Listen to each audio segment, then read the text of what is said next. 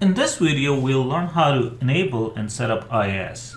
What I have here is a brand new installation of Windows 10 Home Edition, and in this video, we're going to simply install and configure IIS. So let's get started. I'll simply go to the Start menu, and you're just going to search for Turn Windows Features On or Off, and click on that right there. Now, I'm just going to go ahead and kind of make this a little bit bigger so it's easier to see. What we want to do is turn on the IIS, which is the Internet Information Services. So let's go ahead and click on that. I'm going to expand it and then expand it again for www services, which is World Wide Web, and under Application Development, I want to make sure that we got ASP.NET 3.5 and 4.8 selected, and that's all what we really got to do. Now, just for best practices, make sure these are already selected, and these should be selected by default. This is the setup that we want basically for our IIS.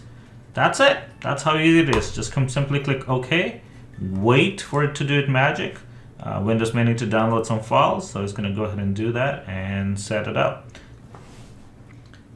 Okay, so we're still waiting for IIS to basically apply those changes, and it should be done here momentarily, and we'll go ahead and get started in configuring our first website on IIS.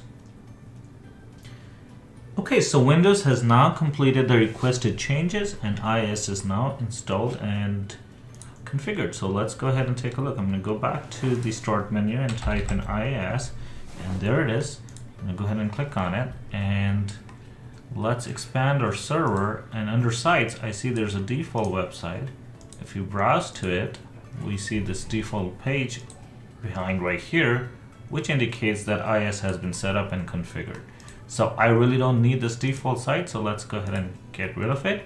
And our first step is done. IIS is now installed and ready.